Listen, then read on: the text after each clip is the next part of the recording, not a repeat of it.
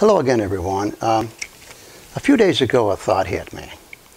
President Donald Trump and the respected Supreme Leader Kim Jong-un are probably more alike than people think. They probably have more similarities than you might expect. So I sat down and I pencil whipped a list of what I thought were common traits shared by both world leaders. And here's the list here. And in less than 5 minutes, I came up with 20 things. So, and then after that, I had a second thought. What if President Trump and Kim Jong-un actually did sit down and talk? I mean, how cool would that be? It'd be, it'd be wonderful. It's like Reagan and Gorbachev back in the day, or Nixon and Mao, or Nixon and Brezhnev, Jimmy Carter and Leonid Brezhnev here. This was back in the day when U.S. presidents actually made trips and talked to people we didn't necessarily like. But we went over there anyway. And we had summit meetings. They were like, these were a big thing, these summit meetings. Made a big deal about them. They were quite involved. Lasted for, a few days. And the summit meetings were kind of a big deal because, you usually sign some kind of an agreement or something. And you look on TV, and when you see Soviet leaders, Chinese leaders talking to American leaders, and they're toasting each other with glasses of wine, and you go, well, that makes it far less likely we're going to be lobbing nukes at each other when they're toasting each other with glasses of Chardonnay or whatever it was they're drinking.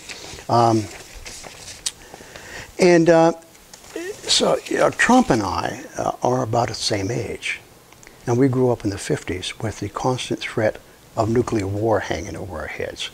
And for someone who hasn't lived through that area, that wasn't a kid in the 1950s, you don't know what it's like, because it really altered our way of thinking. I mean, a lot of kids like me, we didn't think we were going to live to be 30 or 21 or something. We didn't think we'd make it into adulthood because we were going to be annihilated in some atomic fireball. That's how, how afraid we were. And so it's only understandable that when Trump gets into the White House, he's thinking like Reagan and Nixon and Carter. Talk to people. Let's go talk to Kim Jong-un. He's got nukes pointed at us. Go talk to him. As Reagan, when he got into the White House, and a few days into it, and they showed him, the nuclear strike thing and the football and the codes and, what he'd have to react to. And they told him, he asked him, he said, how long do I have before I have to respond to what appears to be a Soviet missile attack? And they said less than 8 minutes. And Reagan was horrified. He said, that's all I have, 8 minutes? Yeah. He said, well, I got to get on a plane and go talk to those guys. Because this is, 8 minutes is not working. That's a non-starter. And so he did. He went over and talked to him. And Trump, when he was campaigning, he wanted to do the same thing. He said, yeah, I'd be glad to sit down with Kim Jong-un and talk to him. Because he was thinking like Reagan and Nixon. Only problem is, Trump ran headlong into the deep state warmongers. These really ugly people that their only solution to a problem is war, violence. You got a problem? Pull out a gun and kill somebody. And, what kind of a solution is that? You have to keep in mind that Richard Nixon and Ronald Reagan were staunch anti-communists. These were right-wingers.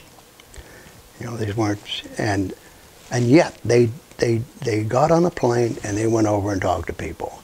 They didn't think they were losing any dignity, or no loss of face by going and talking to somebody. And they made the first move. They didn't have a problem with that. And Trump is equally as right-wing, and yet he's run into this brick wall. And anyway, I kind of think that probably Reagan and Nixon both, and I'm sure Jimmy Carter, asked the CIA, said, work me up a psychological profile of these guys that I'm going to be talking to.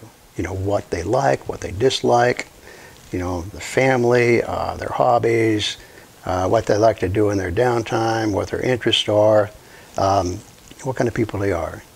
So I got something to talk about. Maybe we can find something in common so we can chit-chat, you know, break the ice, get to know each other on a personal basis. And that's what happened. And Nixon said, oh, he genuinely liked Cho En-lai. And Nixon genuinely liked Khrushchev. And Khrushchev always said, I like Nixon, you know, in his memoirs. Brezhnev sincerely liked Nixon, and he sincerely liked Reagan. Reagan had a lot of respect for Brezhnev. And that's the way things work out. You know, that's the way you get things started. And the problem is, I highly doubt anybody in the CIA will have anything good to say about Kim Jong-un. You know, if you ask anybody in the CIA, they'll say, he's a dirty rat. So where do you start? You know, I mean, Kim Jong-un is like anybody else. But if you don't have anything to talk about, how do you sit down and talk? How do you get things started? You know, and so what I did is I said, well, you know, if the CIA probably is not capable of doing it, I'll do it. So I thought I could come up with 10 common traits between Donald Trump and Kim Jong-un. And surprisingly, in like less than 5 minutes, I came up with 20 here. And I could have probably come up with 10 more, but the video would be too long. And anyway, 20 is enough to make my point. So here we go. Let me read them off to you. See what you think. Okay, number 1. Donald Trump has a beautiful wife. So does Kim Jong-un. Number 2. Donald Trump likes kids. So does Kim Jong-un. Number 3. Kim Jong-un has his own unique hairstyle, which no one is allowed to copy. And the same thing is true about Trump. Number 4. Donald Trump has his own personal jetliner. So does Kim Jong-un. Number 5. Kim Jong-un likes to stay in touch with old friends. So does Trump. Number 6. Trump has his problems with crazy old women. So does Kim Jong-un. Number 7. Trump supports the democratic process. Kim Jong-un does as well. Number 8. Donald Trump is famous for building stuff. Kim Jong-un also likes to build stuff. Number 9. Kim Jong-un can drive a truck. Donald Trump can drive a truck too. Number 10. Donald Trump is a good listener. Kim Jong-un is also a good listener. Number 11. Kim Jong-un is quick to spot signs of disloyalty.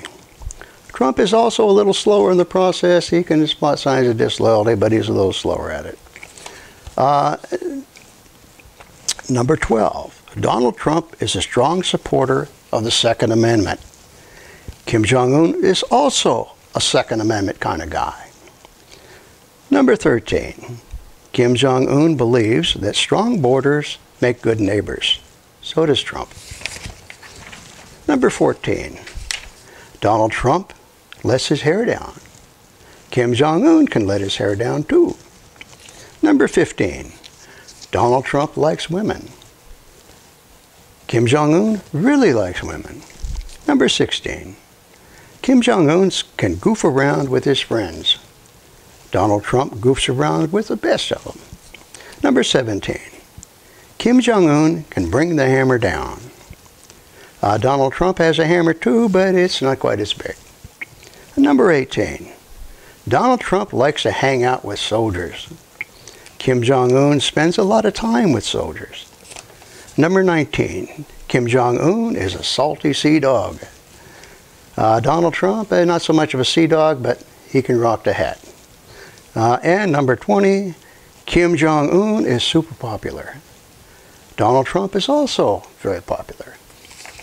So there's my 20 common traits between the two guys.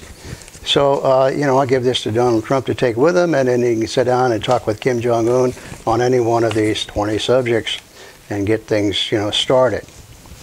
So anyway, that's what I came up with, and Leave your comments and suggestions and criticisms in the space below. And as always, thanks for watching, and I'll see you in the next video.